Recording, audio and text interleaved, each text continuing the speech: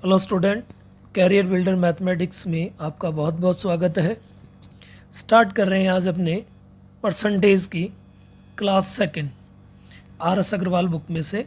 कल अपने R S Agarwal book के हिंदी मीडियम के एग्जाम्पल 1 to 8 देख चुके थे। आज स्टार्ट करते हैं नेक्स्ट एग्जाम्पल से। तो चलिए चलते हैं एग्जाम्पल नंबर 9 पर। आर एस अग्रवाल के एग्जाम्पल नंबर 9 में अपने पास है, ये कह रहा है एक व्यक्ति अपनी मासिक आय मतलब मंथली इनकम का 12% बचत करता है, यानी कि सेविंग करता है। यदि उसका मासिक खर्च 19,360 रुपये हो तो उसकी मासिक आय कितनी है। आय मतलब इनकम। देखिए इस क्वेश्चन में ये कह रहा है कि एक कोई आदमी है जो अपनी इनकम का 12% सेविंग कर लेता है। देखिए किसी भी पर्सन की जो इनकम होती है, अगर सिंगल पर्सन पे बात करें तो वो हमेशा होती है 100%। चाहे वो जितना भी कमाता है उसकी जो इनकम होती है वो हमेशा 100% होती है। इस 100% को अपने दो पार्ट में बांट सकते हैं। एक कि वो 100% में से कुछ खर्चा करेगा और दूसरा कि वो 100% में से कुछ बचा लेगा। यानी कि 100% टोटल इनकम है, उसमें से कुछ वो खर्चा कर देगा और कुछ उसकी बचत हो जाएगी। खर्चा प्लस बचत ये दोनों मिलकर के उसके टोटल इनकम के इक्वल होंगे। तो ये कह रहा है कि वो आदमी अपनी इनकम का 12% बचा लेता है और ये सिंगल स्टेटमेंट है। तो अगर कोई अपनी इनकम में से 100% इनकम में से 12% बचा रहा है, तो अगर 100 में से उसने 12% सेविंग कर ली तो उसका जो खर्चा है वो आ गया 88%। यानी कि उसका जो मंथली खर्चा है वो 88% है। अब देखिए यहाँ पे अपने पास दो वैल्यू है। पहली कि उसकी जो बचत है वो 12% है और दूसरा कि जो उसका खर्चा है वो अपने पास है 88%। अब अगर मैं ये देखूँ, इनकम उसकी 100% है, खर्चा उसका 88% है और बचत उसकी 12% है। मेरे पास ये तीन डाटा है। इनमें से अब अगर मैं परसेंटेज को रिलेट करूं तो देखिए इस क्वेश्चन में वो कह रहा है कि 19,360 रुपये उसका मासिक खर्चा है और इधर अगर मैं क्वेश्चन में देखूं तो उसका जो खर्चा है वो है 88% और उधर वो खर्चा कह रहा है 19,360%। यानी कि उसकी इनकम का 88% 19,360 के बराबर है। अब अगर मैं इसे काटूं तो ये 88 के टेबल से कट गया 1 टाइम और ये 88 के टेबल से कट गया 220 टाइम। यानी कि इस क्वेश्चन में मेरे पास 1% की जो वैल्यू है वो आ गई 220। अगर मैं इस 1 को 100 से मल्टीपल कर दूं तो मेरे पास हो जाएगा 100%। और इसी तरह अगर मैं 220 को 100 से मल्टीपल कर दूं तो मेरे पास आ जाएगा 22,000 रुपये और 100% उस व्यक्ति की इनकम थी। अब देखिए उसने उसकी मासिक आय पूछी है और जो खर्चा है वो भी मासिक आय में दिया हुआ है, तो यही अपना आंसर है।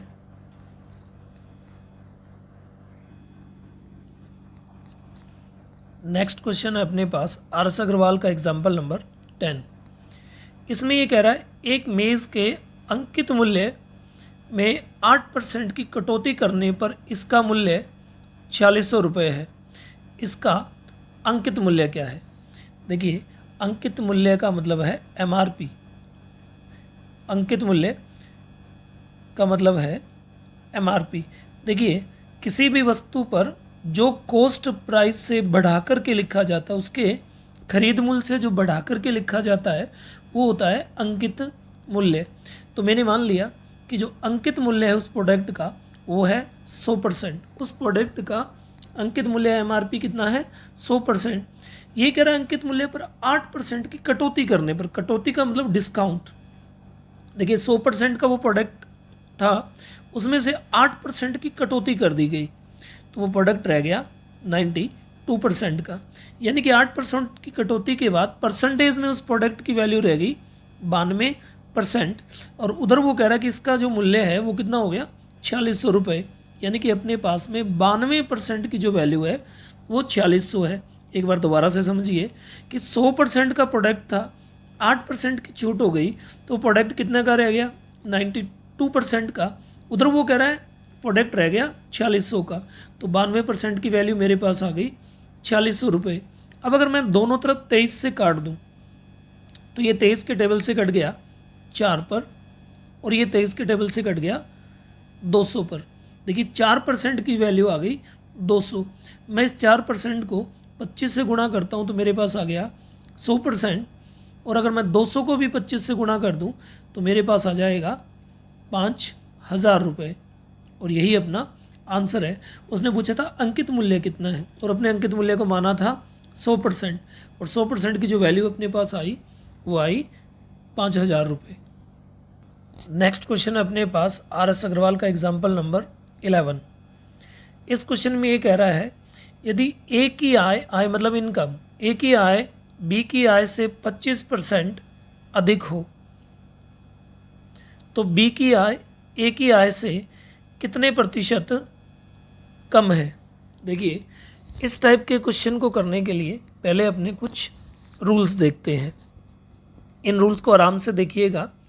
देखिए जब क्वेश्चन में अपने कोई क्वेश्चन कर रहे हैं और उस क्वेश्चन में परसेंटेज में न्यूमेरिकल डाटा दिया हुआ है, कि जो भी अपने पास में न्यूमेरिकल डाटा है वो किस में है, वो परसेंटेज में है, कि अपने पास में जितना भी अंक या डिजिट दिख रहे हैं वो परसेंटेज में। जैसे इस क्वेश्चन में दिया हुआ है 25%। अब सुनिएगा, जब दिया गया परसेंटेज इंक्रीज का हो, जब दिया गया परसेंटेज इंक्रीज का हो, अधिक का हो या वृद्धि का हो, मतलब वो ज़्यादा की बात कर रहा हो, और मांगा गया आंसर डिक्रीज का हो, यानी कि कमी का हो या कम का हो, यानी कि परसेंटेज जब इंक्रीज का दे तो वो आंसर डिक्रीज में मांगे, और जब वो परसेंटेज डिक्रीज का दे तो वो आंसर इंक्रीज में मांगे। सीधी भाषा में दिया गया परसेंटेज और मांगा गया आंसर अपोजिट हो। क्वेश्चन में परसेंटेज दिया हो, न्यूमेरिकल डाटा जो भी दिख रहा हो, आपको अंकों में जो भी दिख रहा हो वो ओनली ऑन परसेंटेज हो। क्वेश्चन में लैंग्वेज जो मर्जी रहे, परसेंटेज के अलावा कोई न्यूमेरिकल डाटा ना हो। दिया गया परसेंटेज ज़्यादा का हो तो आंसर में परसेंटेज में कम मांगे, और दिया गया परसेंटेज अगर कम का हो तो वो आंसर परसेंटेज में ज़्यादा मांगे। तो अपने पास में एक फार्मूला लगता है n upon 100 plus minus n गुना 100। इस फार्मूले को याद कर लीजिएगा।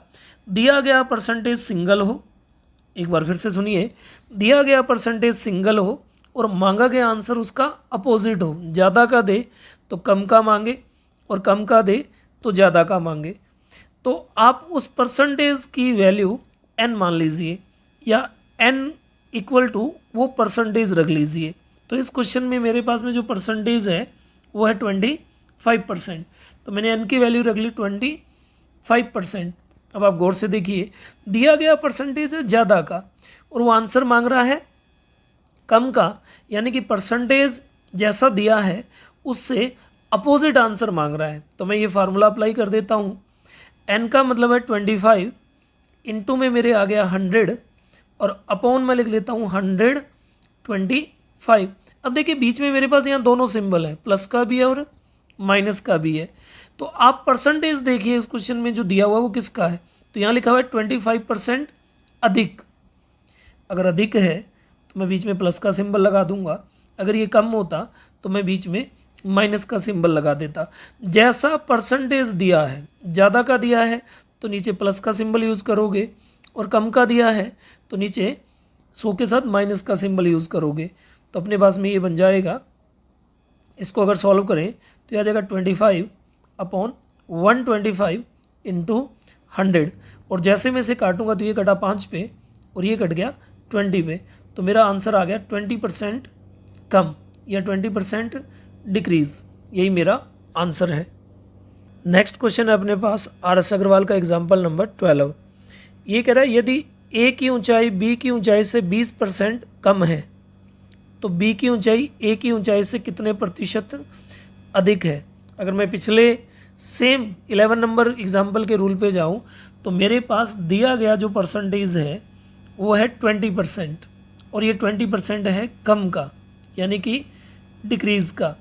मेरे को जो परसेंटेज दिया हुआ वो कम का दिया हुआ है, और मेरे से जो आंसर मांगा गया है वो भी मांगा गया परसेंटेज में, लेकिन वो मांगा गया है अधिक में, यानी कि इंक्रीज़ में। और अगर मैं देखूं तो पूरे क्वेश्चन में 20% के अलावा कोई न्यूमेरिकल डाटा नहीं है। तो जैसा मैंने पिछले क्वेश्चन में बताया कि दिया गया परसेंटेज कम का हो और मांगा गया आंसर उसका अपोजिट यानी कि ज़्यादा का हो। परसेंटेज ज़्यादा का तो आंसर मांगे कम का, और परसेंटेज कम का तो आंसर मांगे ज़्यादा, और क्वेश्चन में परसेंटेज सिर्फ एक बार दिया हुआ हो। तो मैंने अभी बताया था कि अपने फार्मूला अप्लाई करेंगे n 100 प्लस माइनस n गुना 100। तो n की वैल्यू है 20, परसेंटेज के लिए मल्टीपल में आएगा 100, और क्योंकि 20% के साथ लगा हुआ है कम तो नीचे 20 को 100 में से कर देंगे माइनस, तो अपने पास आ गया 20/80 और इंटू 100।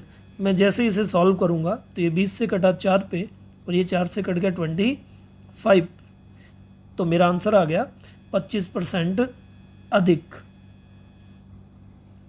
क्वेश्चन है अपने पास RS अग्रवाल का एग्जाम्पल नंबर 13। इसमें ये कह रहा है यदि चीनी के मूल्य में 20% वृद्धि हो जाए तो एक गृहिणी को इसकी खपत कितने प्रतिशत कम करनी होगी कि इस पर खर्च ना पड़े। देखिए अपने पास दिया गया परसेंटेज है 20% और ये है वृद्धि का, और मांगा गया आंसर है परसेंटेज में कम का।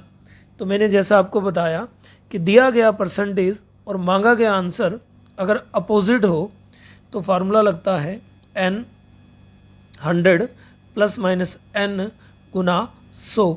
परसेंटेज है अपने पास 20, इंटू में 100 आएगा, और देखिए परसेंटेज के साथ लगा है वृद्धि यानी कि इंक्रीज़, तो अपने नीचे 100 में इसको ऐड करके रखेंगे, और जैसे ही अब अपने से काटेंगे तो 20 से ये कटा 6 टाइम, तो मेरे पास आ गया 100/6, और अगर इसे काटेंगे तो ये कटेगा 2 से 50 पे, और ये 2 से कटा 3 पे, तो अपना आंसर आ गया 16 2/3% कम।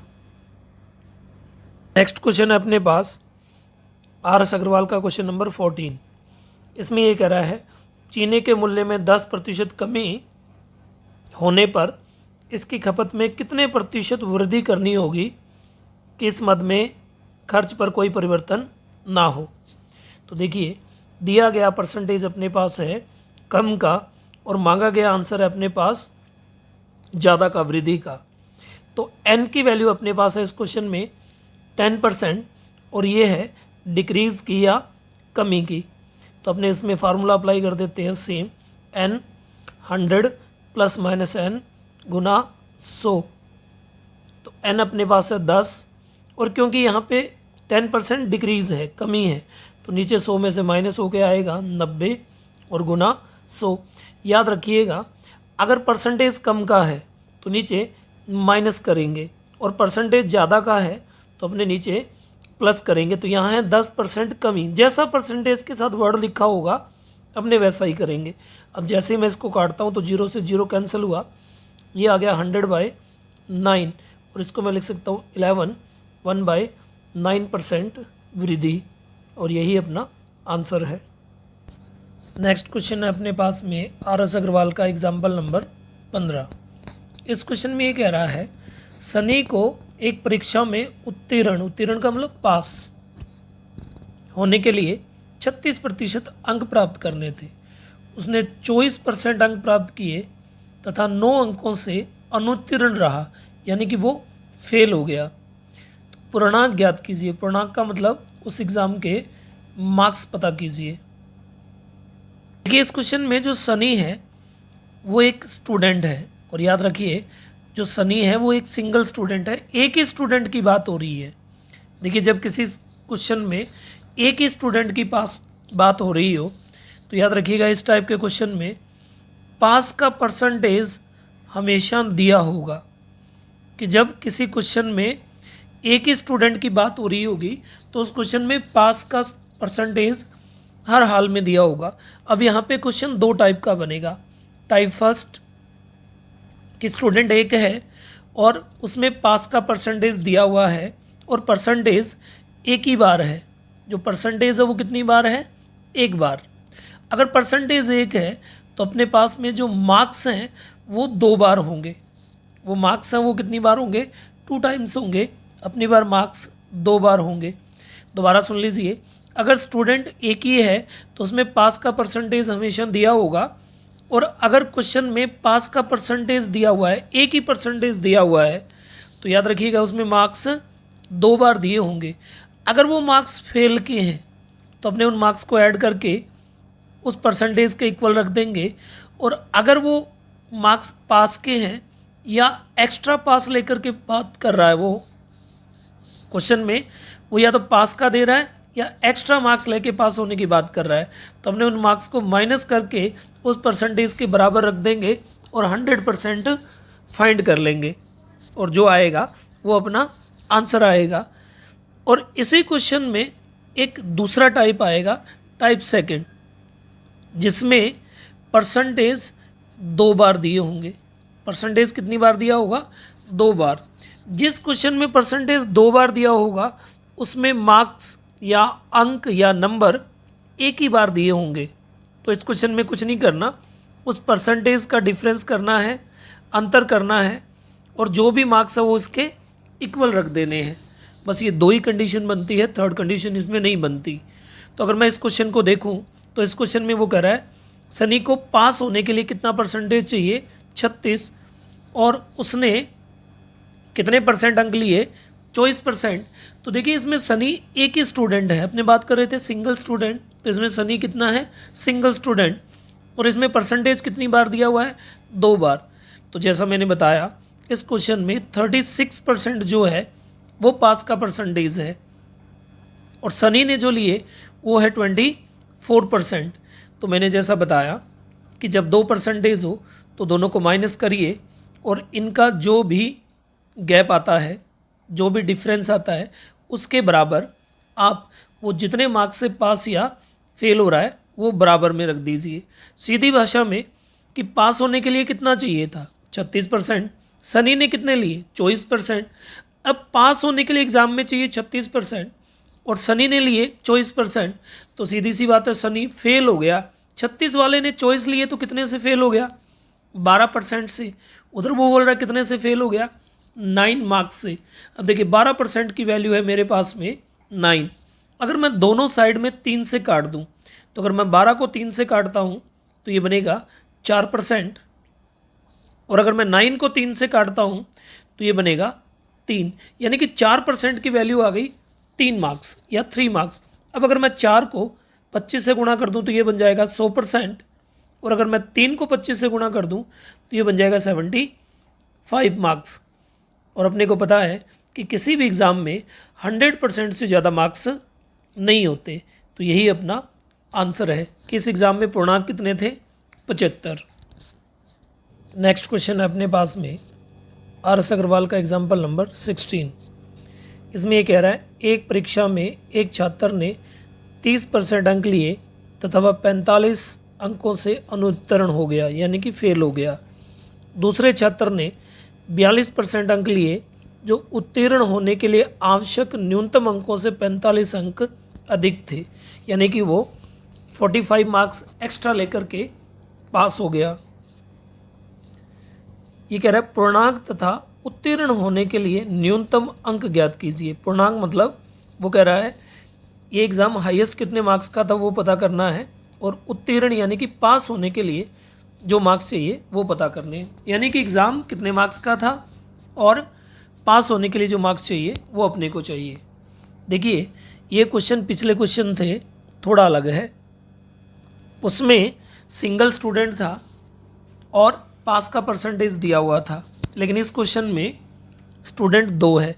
देखिए मैं पहले छात्र को ये मान लेता हूँ कि पहला छात्र था ए, उसने 30% मार्क्स लिए और वो 45 मार्क्स से हो गया फेल। जबकि मैं दूसरे को मान लेता हूँ बी, तो दूसरा स्टूडेंट बी था, उसने 42% मार्क्स लिए और वो 45 मार्क्स एक्स्ट्रा लेकर के पास हो गया। यानी कि इस क्वेश्चन में एक स्टूडेंट फेल हो रहा है और एक स्टूडेंट पास हो रहा है। देखिए इस टाइप का जब भी कोई क्वेश्चन हो जिसमें एक स्टूडेंट पास हो रहा हो, एक स्टूडेंट फेल हो रहा हो, या दोनों पास हो रहे हो या दोनों फेल हो रहे हो, तो अपने को क्या करना है, सबसे पहले परसेंटेज का डिफरेंस कर लेना है। तो अपने पास परसेंटेज का जो डिफरेंस आ रहा है वो आ रहा है 12, और इक्वल में अगर एक फेल है और एक पास है तो अपने को वो दोनों मार्क्स ऐड करके लग लेने हैं। तो 45 और 45 90, यानी कि मेरे पास में इस क्वेश्चन में परसेंटेज वैल्यू आ गई 12 और मार्क्स की वैल्यू आ गई 90, यानी कि इस क्वेश्चन में 12% की जो वैल्यू है वो 90 मार्क्स के इक्वल है। दोबारा से सुन लीजिए, जब दो स्टूडेंट की बात हो रही हो और दोनों के जो उन्होंने कलेक्ट किए वो परसेंटेज दिए हुए हो और वो कितने से फेल या कितने से पास हो रहे हो, ये मार्क्स दिए हों, तो परसेंटेज का ऑलवेज डिफरेंस होगा। आप हमेशा उसका अंतर करोगे, और अगर एक फेल और एक पास है तो आप उन मार्क्स को ऐड करके रख दोगे। दोनों पास हैं या दोनों फेल है तो आप उसे माइनस करके रखोगे। अब देखिए अपने पास में वैल्यू आ गई 12% इक्वल टू 90। अब सबसे पहले अपने को चाहिए पूर्णांक, यानी कि उस एग्ज़ाम के टोटल मार्क्स। तो किसी भी एग्ज़ाम में जो टोटल मार्क्स होते हैं वो परसेंटेज में 100 होते हैं। तो मेरे को इस परसेंटेज को 100 बनाना है। देखिए मैं सिर्फ परसेंटेज पे ध्यान दूंगा, एक बार मार्क्स पे नहीं दूंगा। तो मेरे को इस परसेंटेज को 100 बनाना है। तो मैं क्या करता हूँ, मैं इसे 3 से डिवाइड करता हूँ। जैसे मैंने इसे 3 से डिवाइड किया तो मेरे पास आ गया 4, और फिर मैं जब 4 को 25 से गुना करूँगा तो ये मेरे पास आ जाएगा 100%। अब जैसा मैंने इस साइड किया ऐसा ही मैं इस साइड कर देता हूँ। मैंने 12 को 3 से काटा तो मैं 90 को भी 3 से काटता हूँ, तो ये मेरे पास आ गया 30। अब अगर मैंने 4 को 25 से गुणा किया तो मैं 30 को भी 25 से गुणा करता हूँ, और जैसे ही मैंने इसे 25 से गुणा किया तो मेरे पास आ गया 750 या 750। और यही इस एग्ज़ाम के पूर्णांक हैं, क्योंकि किसी भी एग्ज़ाम में 100% से ज़्यादा मार्क्स नहीं होते। तो अपने पास फर्स्ट आंसर आ गया है। अब इसी तरह अगर मैं सेकंड देखूं तो देखिए इसने पूछा उत्तीर्ण होने के लिए कितने मार्क्स चाहिए। जब भी ये पास मार्क्स मांगे, उत्तीर्ण यानी कि पास मार्क्स, तो जब भी ये पास मार्क्स मांगे तो अपने को क्या करना है, इसमें से फेल या पास वाली एक कंडीशन उठा लेनी है। तो मैंने फेल वाली कंडीशन उठा ली। यहाँ से फेल वाली कंडीशन में है कि 30% मार्क्स लिए और 45 मार्क्स से फेल हो गया। अब देखिए ये अपने पास परसेंटेज है और ये अपने पास में मार्क्स हैं, और इसने इसमें पूछा है पास मार्क्स। तो मैं क्या करूँगा, इन दोनों कंडीशन में जो भी मार्क्स नहीं है, जैसे ये 30% ये मार्क्स नहीं है, मैं इनकी मार्क्स में वैल्यू लिख दूंगा। 30% कितने मार्क्स के इक्वल है ये लिख दूंगा। तो देखिए इस क्वेश्चन में मेरे पास में यहाँ से अगर मैं देखूँ तो 100% की जो वैल्यू है वो मेरे पास में है 750। तो अगर मैं इसका 0 हटा दूँ तो मेरे पास में 10% की जो वैल्यू आ जाएगी वो आ जाएगी 75। अगर मैं 10 को 3 से गुणा करूँ तो ये जाएगा 30%, और अगर मैं इस साइड 3 से गुणा करूँ तो मेरे पास में हो जाएगा 225। यानी कि मेरे पास में इस क्वेश्चन में 30% की वैल्यू है 225। अब मैं इस 30% की जगह इसकी मार्क्स वैल्यू पुट कर देता हूँ। तो ये अपने पास क्वेश्चन था कि एक परीक्षा में एक छात्र ने 30% अंक लिए और 45 से फेल हो गया, तो 30% की जगह मैं लिख सकता हूँ 225 मार्क्स, यानी कि उस छात्र ने 225 मार्क्स लिए और 45 मार्क्स से फेल हो गया। अब जो फेल होता है उसको उतने नंबर और चाहिए, तो मैं क्या करूँगा, मैं ऐड कर दूँगा। अब जैसे ही मैं 225 में 45 ऐड करूँगा तो ये मेरा हो जाएगा 270 मार्क्स। यानी कि उस एग्ज़ाम में पास होने के लिए उस स्टूडेंट को कितने मार्क्स चाहिए, 270 मार्क्स चाहिए। देखिए इसी तरह इसमें एक थर्ड आंसर भी बनता है। अगर ये पूछे कि पास परसेंटेज कितना है इस एग्ज़ाम में, पास परसेंटेज बताइए, तो देखिए अगर पास परसेंटेज पूछ रहा है तो अपने क्या करेंगे, अपने उठाएंगे फेल वाली कंडीशन को दोबारा से कि एग्ज़ाम में ए स्टूडेंट ने 30% मार्क्स लिए और 45 मार्क्स से फेल हो गया। अब देखिए पिछले में मार्क्स पूछे थे तो अपने सभी को मार्क्स में चेंज कर लिया था, यहाँ परसेंटेज पूछा जा रहा है तो अपने सभी को परसेंटेज में चेंज करके जोड़ देंगे। तो देखिए ये तो अपने पास ऑलरेडी परसेंटेज है कि 30% मार्क्स लिए और 45 मार्क्स से फेल हो गया। अब मैं 45 की जगह इसकी परसेंटेज वैल्यू रख देता हूँ। तो देखिए अगर अपने पीछे देखें तो 12% की जो मार्क्स वैल्यू है वो है 90। अगर मैं 12 को आधा कर दूं तो मेरे पास हो जाएगा 6%, और अगर मैं 90 को आधा कर दूं तो ये मेरे पास में हो जाएगा 45। यानी कि इस क्वेश्चन में 6% की वैल्यू है 45 मार्क्स। अगर उल्टा पढ़े तो 45 मार्क्स की वैल्यू है 6%। तो मैं इस 45% की जगह 6% ऐड कर सकता हूँ। तो अपने पास क्वेश्चन बन गया कि ए ने 30% मार्क्स लिए और 6% से फेल हो गया, और फेल वाली कंडीशन में ऐड कर देते हैं। तो जैसे मैं 30 में 6 ऐड करूँगा तो मेरे पास में पासिंग परसेंटेज आ जाएगा 36%। नेक्स्ट एग्जाम्पल है अपने पास में आर एस अग्रवाल का एग्जाम्पल नंबर 17। इस एग्जाम्पल में ये कह रहा है एक कस्बे की जनसंख्या 1,76,400 है, इसमें 5% वार्षिक दर से वृद्धि होती है। अब इसमें 2 क्वेश्चन पुट कर दिए इसने। पहला ये कह रहा है 2 वर्ष बाद कस्बे की जनसंख्या कितनी होगी, और दूसरे में ये पुट कर रहा है 2 वर्ष पूर्व कस्बे की जनसंख्या कितनी थी। तो देखिए जब भी ऐसे क्वेश्चन आते हैं तो अपने पास में 3 कंडीशन होती है, एक अब या आज या प्रेजेंट, और एक अपने पास होती है बाद में या फ्यूचर की, और एक अपने पास होती है पहले या एगो या बिफोर की। तो यानी कि या तो वो प्रेजेंट से फ्यूचर में जाएगा या वो प्रेजेंट से पास्ट में जाएगा। तो याद रखिएगा अगर पहले से प्रेजेंट में आ रहा है तो भी वो आगे है, और पहले से अगर वो फ्यूचर में जा रहा है तो भी वो आगे जा रहा है, और अगर प्रेजेंट से फ्यूचर में जा रहा है तो भी वो आगे जा रहा है।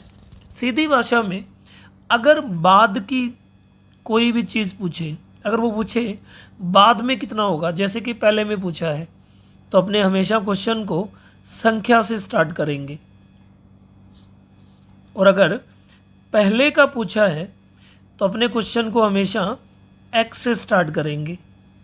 दोबारा से सुन लीजिए, अगर वो बाद का पूछे आफ्टर का पूछे तो अपने संख्या से स्टार्ट करेंगे, और अगर वो पहले का पूछे तो अपने क्वेश्चन को एक्स से स्टार्ट करेंगे, और इसमें कंपाउंड इंटरेस्ट वाला फार्मूला लगा देंगे। बस इतना ध्यान रखना, अगर वो परसेंटेज में वैल्यू को ज़्यादा कर रहा है, बढ़ा रहा है, वृद्धि कर रहा है, तो अपने उसे 100 में प्लस करेंगे, और अगर वो परसेंटेज में कम कर रहा है, डिक्रीज़ कर रहा है, तो अपने उसे 100 में से माइनस करेंगे।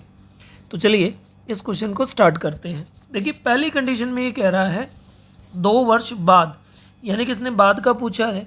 तो इस क्वेश्चन में मेरे पास में संख्या है, जो जनसंख्या दी हुई है वो कि 1,76,400, और इसने पूछा है 2 वर्ष बाद, और मैंने कहा था बाद वाले कंडीशन में किससे स्टार्ट करेंगे, संख्या से। तो मैंने संख्या उठा ली 1,76,400।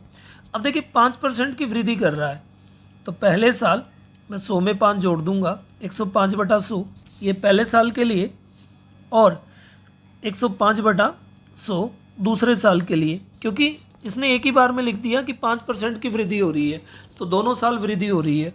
जैसे ही मैं इसको सॉल्व करूंगा तो मेरे पास में इसका सॉल्यूशन आ जाएगा 1,94,481, यानी कि 2 साल बाद इस कस्बे की जो जनसंख्या है वो हो जाएगी 1,94,482। इसी तरह से अगर मैं सेकंड क्वेश्चन को देखूं तो सेकंड क्वेश्चन में ये कह रहा है 2 वर्ष पूर्व, पूर्व मतलब पहले, और मैंने कहा था पहले वाली कंडीशन में आप एक्स से स्टार्ट करोगे। तो मैंने माना 2 साल पहले कितनी थी, एक्स, पहले साल बढ़ी 1/5/100, दूसरे साल बढ़ गई 105/100, और 2 साल के बाद आज इसकी जनसंख्या है 1,76,400। 400। अब जैसे ही मैं इसे सॉल्व करता हूँ तो x इधर रह जाएगा और ये जो फ्रैक्शन है ये इस साइड आकर के रोटेट हो जाएगी, तो ये हो जाएगी 100/105 इंटू 100/105। और जैसे ही मैं इसे सॉल्व करूँगा तो मेरे पास में आ जाएगा 1,60,000, यानी कि 2 साल पहले इस कस्बे की जनसंख्या थी 1,60,000। ये 2 साल बाद का मांगे तो 1,94,481, और 2 साल पहले का मांगे तो ये थी 1,60,000 2 साल पहले। अगर हर साल की रेट ऑफ इंटरेस्ट अलग अलग हो तो अपने अलग अलग लिख देंगे। यहाँ सेम है तो मैंने सेम लिख दी। नेक्स्ट क्वेश्चन अपने पास आर एस अग्रवाल का एग्जाम्पल नंबर 18।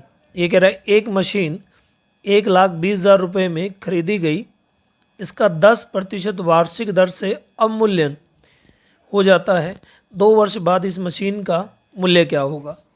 अवमूल्यन का मतलब है इसके प्राइस में हर साल 10% की कमी हो जाती है। देखिए ये क्वेश्चन सेम पिछले 17 जैसा है, तो हमने क्या करते हैं, ये कह रहा है 2 वर्ष बाद, और मैंने बताया था कि जब बाद का पूछे तो आप क्वेश्चन को संख्या से स्टार्ट करिए। तो यहाँ अपने पास संख्या में है रुपए, 1,20,000 रुपये। पहले साल 10% कम हुआ तो ये हो गया 90/100। दूसरे साल 10% कम हुआ तो ये हो गया 90/100। और जब मैं इसे सॉल्व करूँगा तो 0 से 0 कट गया, और जब मैं इसे सॉल्व करूँगा तो 2 साल बाद इसका प्राइस आ जाएगा 97,200 रुपये। नेक्स्ट क्वेश्चन है अपने पास आर एस अग्रवाल का क्वेश्चन नंबर 19। इस क्वेश्चन में ये कह रहा है एक चुनाव में 2 उम्मीदवार थे, यानी कि 2 कैंडिडेट थे। हारने वाले उम्मीदवार ने 41% मत प्राप्त किए, यानी कि वोट लिए, तथा वह 5580 मतों से पराजित हो गया, हार गया। कुल मतों की संख्या कितनी थी। टोटल वोट कितने थे, यानी कि इस क्वेश्चन में टोटल वोट पूछे जा रहे हैं कि उस एरिया में या उस इलेक्शन में टोटल वोट कितने थे। तो देखिए याद रखिए, एक इलेक्शन में अगर नॉर्मल बात करें, अपने टोटल वोट्स की बात करें तो टोटल वोट होते हैं 100%।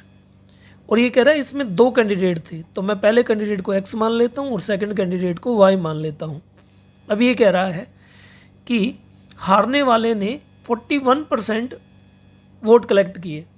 अगर 100% में से हारने वाला 41 ले गया तो जीतने वाले के लिए कितना छोड़ा, तो मैं 100 में से 41 को माइनस कर देता हूँ, तो मेरे पास में बचा 59% वोट।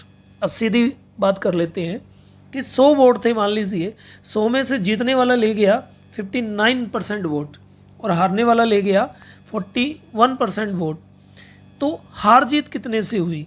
तो देखिए 59 वाले ने 41 वाले को हरा दिया 18% वोटों से।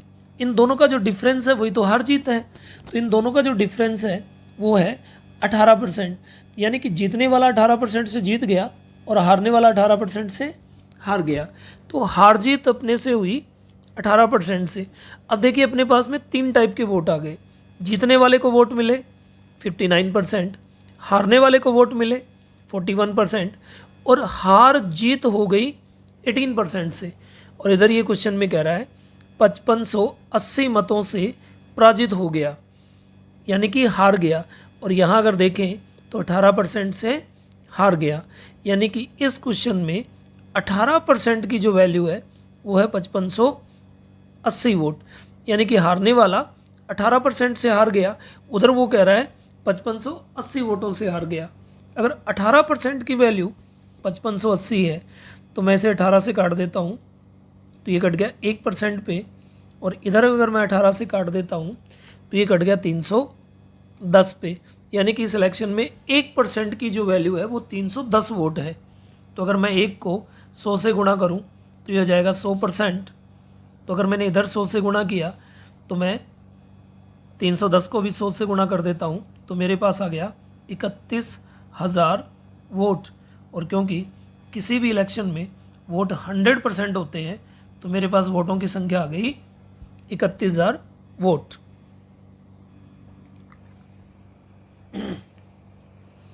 नेक्स्ट क्वेश्चन अपने पास आर एस अग्रवाल का एग्जाम्पल नंबर 20।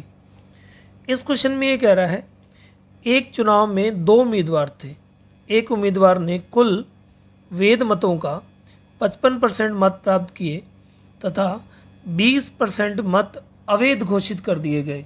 यदि कुल मतों की संख्या 7500 हो तो दूसरे उम्मीदवार ने कुल कितने वेद मत प्राप्त किए।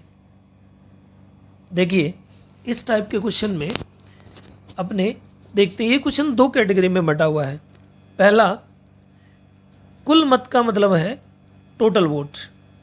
तो एक तो टोटल वोट हो गए। देखिए टोटल वोट होते हैं हमेशा 100% और ये वो वोट होते हैं जो टोटल हैं, सभी ने पोल किए हैं। लेकिन एक इसमें लिखा हुआ वेद मत। वेद मत का मतलब है वैलिड वोट। ये वोट भी 100% होते हैं, लेकिन ये रियल में 100% नहीं होते, इन्हें माना जाता है। टोटल वोट में से जो वोट खराब हो जाते हैं, जाली होते हैं, अवैध होते हैं, इनवैलिड होते हैं, उन्हें निकालने के बाद जो वोट बच जाते हैं वो वोट कहलाते हैं वैलिड वोट। तो इस क्वेश्चन में अगर अपने देखें तो टोटल वोट थे 100% और इनकी संख्या दी हुई है 7500।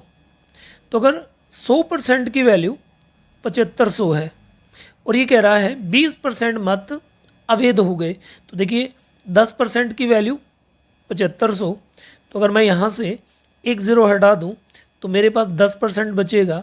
तो इस साइड भी एक ज़ीरो हट गया तो मेरे पास बचा 750। अगर मैं इसको डबल करता हूँ तो मेरे पास हो गया 20% और इस साइड अगर मैं डबल करता हूँ तो मेरे पास हो गया 1500। यानी कि 100% वोट में से 20% वोट इनवैलिड हो गए। तो वैलिड वोट कितने बचे? 80%। 100 में से 20 अवैध का मतलब हो गया इनवैलिड। अगर 100 में से 20% इनवैलिड या अवैध थे तो मेरे पास वैलिड वोट कितने बचे? 80%। और अगर 7500 में से 1500 वोट अवैध थे तो मेरे पास वैलिड वोट कितने बचे? 6000। यानी कि इस क्वेश्चन में जो वैलिड वोट है वो है 80% या 6000। अब देखिए वैलिड वोट 6000 हैं, टोटल वोट कितने थे? 7500। वैलिड वोट कितने हैं? 6000। और ये टोटल वोट का कितना है? 80%। लेकिन इन वैलिड वोट को जितने भी थे इन्हें बाद में कंप्लीट मान के हार जीत का फैसला किया गया। तो इन 6000 को क्या मान लिया गया?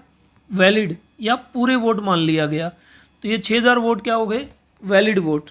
ये रियल में 100% नहीं है, लेकिन इन्हें हार जीत के लिए मान लिया जाता है। जो वोट खराब थे वो निकलने के बाद जो वोट सही बच जाते हैं उन्हें क्या मान लिया जाता है? Valid vote. तो अपने पास 7500 में से 1500 वोट इनवैलिड हो गए तो वैलिड वोट कितने बचे? 6000। और इन वैलिड वोट को मान लिया गया 100%। तो यहाँ वैलिड वोट के 100% की वैल्यू आ गई 6000। अब याद रखिएगा वैलिड वोट हमेशा कैंडिडेट में बढ़ते हैं। इनमें से ना तो कुछ प्लस होता है ना कुछ माइनस होता है, ये हमेशा कैंडिडेट में बांट दिए जाते हैं। ये कह रहा है 2 उम्मीदवार थे, एक फर्स्ट और एक सेकंड।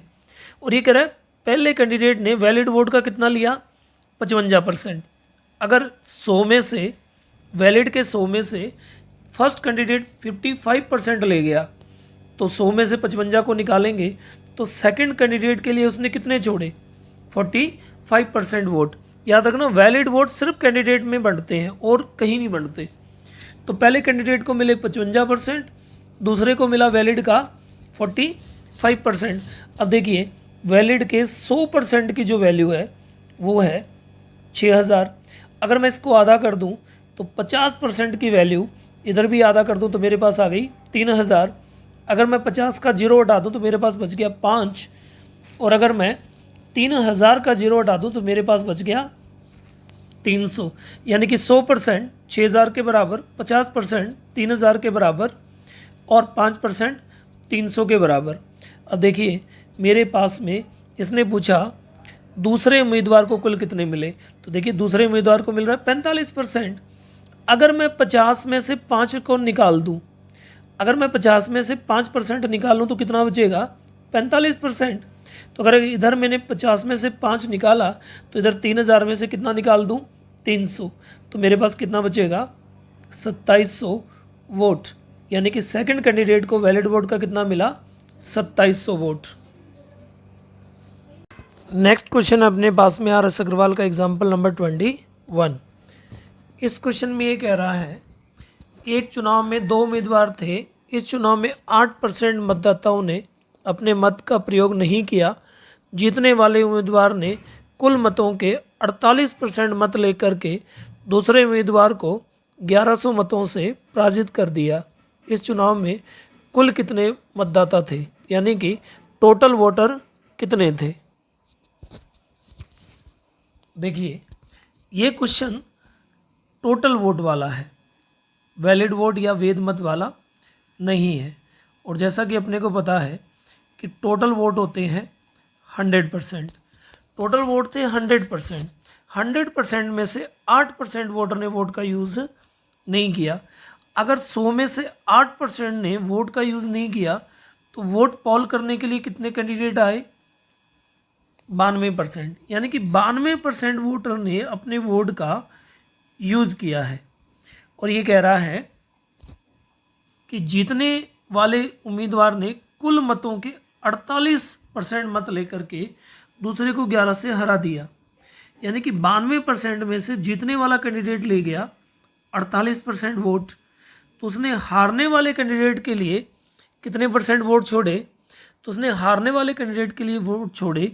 अगर मैं 92 में से 48 को माइनस कर दूं तो ये बचेगा 44% वोट, यानी कि जीतने वाला कैंडिडेट ले गया 48% वोट और हारने वाला कैंडिडेट ले गया 44% वोट। तो हार जीत कितने से हो गई, 4% से। 48 वाला जीत रहा है, 44 वाला हार रहा है, तो हार जीत हो गई 4% से। और ये उधर कह रहा है कि 1100 मतों से पराजित कर दिया, यानी कि जीतने वाले कैंडिडेट ने हारने वाले कैंडिडेट को 4% से हरा दिया। वोटों में कितने से हरा दिया, 1100 से। तो 4% की जो वैल्यू है वो मेरे पास आ गई 1100। अगर मैं इसे 25 से गुणा कर दूं तो ये हो जाएगा 100%, और अगर मैं इसे 25 से गुणा कर दूं तो ये मेरे पास हो जाएगा 27,500 वोट। और यही पूछा था कि कुल कितने मतदाता थे। देखिए, जितने वोट होते हैं जिस एरिया में उतने ही मतदाता होते हैं, तो अपना आंसर आ गया 27,500। देखिए, अगर इसी क्वेश्चन में ये बोले कि कितने कैंडिडेट वोट डालने नहीं आए, तो मैं 4 का 2 मल्टीपल करूँगा 8 हो जाएगा।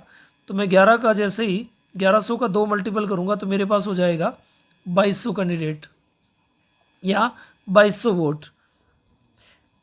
इस क्वेश्चन में अपना आंसर है 27,500। नेक्स्ट क्वेश्चन है अपने पास RS अग्रवाल के एग्जाम्पल 22। इसमें ये कह रहा है, एक चुनाव में 2 उम्मीदवार थे। इसमें मतदाता सूची में से 10% मतदाताओं ने अपने मताधिकार का प्रयोग नहीं किया तथा कुल डाले गए मतों के 10% मत अवैध घोषित कर दिए गए। सफल उम्मीदवार कुल वैध मतों के 54% मत प्राप्त करके 1620 मतों से जीत गया। मतदाता सूची में कुल कितने मतदाता थे।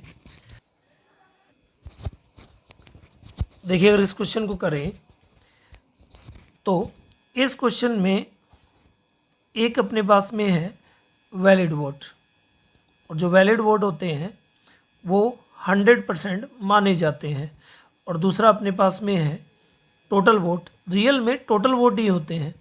वैलिड वोट तो क्या होता है कि टोटल वोट में से टोटल 100% वोट होते हैं। टोटल वोट में से जो वोट अवैध या जाली या इनवैलिड थे वो निकालने के बाद जो वोट बचते हैं उन्हें 100% मान के हार जीत का फैसला कर दिया जाता है। अब इस क्वेश्चन में ये कह रहा है कि सफल उम्मीदवार वैध मतों का यानी कि वैलिड वोट का 54% वोट ले गया। देखिए, वैलिड वोट हमेशा कैंडिडेट में बढ़ते हैं। अगर जीतने वाला कैंडिडेट 54% वोट ले गया तो हारने वाले के लिए इसने छोड़ा 46%। तो फर्स्ट कैंडिडेट ने सेकंड कैंडिडेट को हरा दिया 8% वोटों से। देखिए, इसे मिला 54%, इसे मिला 46%। तो फर्स्ट कैंडिडेट जीत गया 8% वोटों से, उधर वो कह रहा है 1620 वोटों से जीत गया।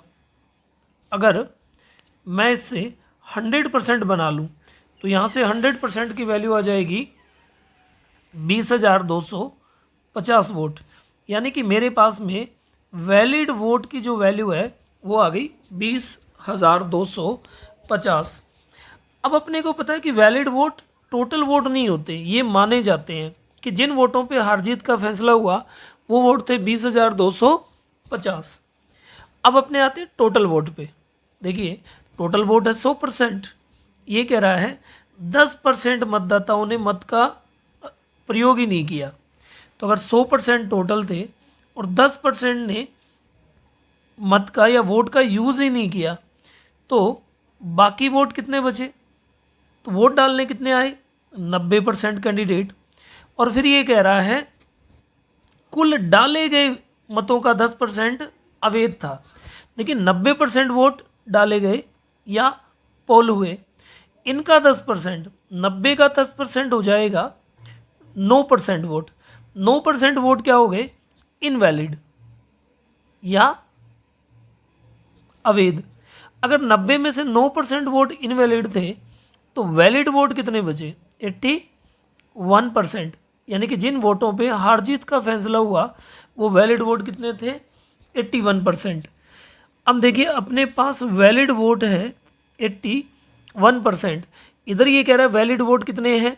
20,250, यानी कि 81% को 100% मान लिया गया। वैलिड वोट अपने पास है 81%, इधर अपने पास है वैलिड वोट 20,250, यानी कि 81% की जो वैल्यू है वह है 20,250। अगर मैं इसे 81 से काटूं तो ये कटेगा 1 टाइम, और अगर मैं इसे 81 से काटूं तो ये कटेगा 250 टाइम।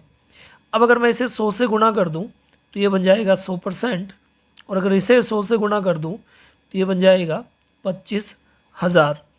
और टोटल वोट अपने पास में कितने आ गए? 25,000 वोट, क्योंकि 100% क्या होता है? टोटल वोट होता है, और यही अपना आंसर है। इतना याद रखना, वैध या वैलिड वाले वोट में 100% 2 बार बनेगा, एक वैलिड वोट का और एक टोटल वोट का। चलिए नेक्स्ट क्वेश्चन पे चलते हैं।